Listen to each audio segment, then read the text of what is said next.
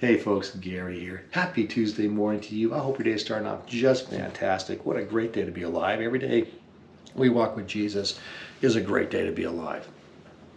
We've been talking about faith for the last week and a half, and today I want to look at Hannah. And so Hannah is the mother of Samuel, but she wasn't always the mother of Samuel. There was a time when she couldn't have any children at all, and that was a big problem for her.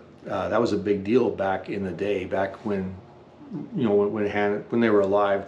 That was a really big deal. Your descendants were really quite important, and she didn't have any at all. And her husband had another wife.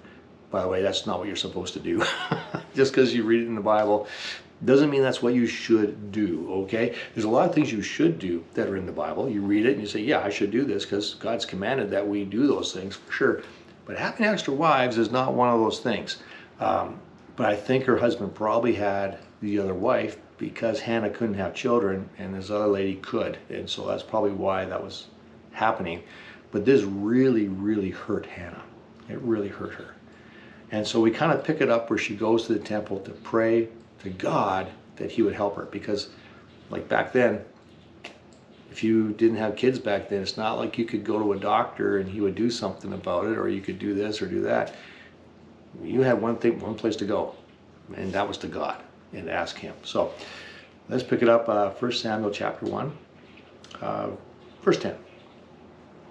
Hannah was in deep anguish, crying bitterly as she prayed to the Lord, and she made this vow: O Lord of the heavens' armies, if you look upon my sorrow and answer my prayer and give me a son, then I will give him back to you. He'll be yours for his entire life. As a sign that he has been dedicated to the Lord, his hair will never be cut. And other translations say that he also will never drink fermented drinks like wine and stuff like that. As she was praying to the Lord, Eli watched her. Seeing her lips move but hearing no sound, he thought she had been drinking. Must you come here drunk? He demanded. Throw away your wine. I read that and I think, oh Lord, I know I've probably turned people away from God in my life. I've made judgments about them and made it known and turned them away, and they probably didn't even get to know him. And I repent of that, because we judge people. We do it all the time. And Eli's doing that. He's judging her, and she could just curl up and cry more and just leave and say, man, there's no hope for me at all. But she doesn't do that. She actually stands up for herself, which I think is really quite awesome, especially during this time period. She stands up and says, oh no, sir, she replied.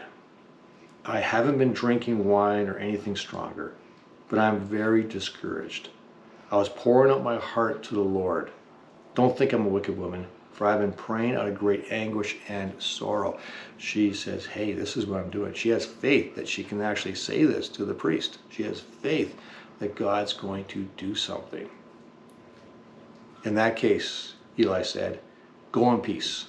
May the God of Israel grant the request you have asked him. Oh, thank you, sir, she exclaimed. She's got a lot of hope here. The priest is actually praying for her too, right? Then she went back and began to eat again, and she was no longer sad. And of course, we know when we read the book of Samuel that she gives birth to Samuel, and she does give him to the Lord. She dedicates him to God and brings him to the temple. That is like, you've been praying for the son all along, but you made a vow to God that he would serve you, and she honors that, and God gives her even more children after that.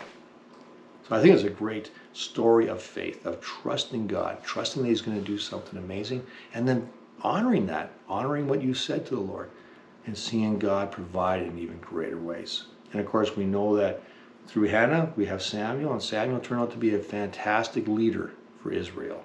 He did a great job of leading Israel. So there's a message for today. So thanks for watching. Don't give up hope.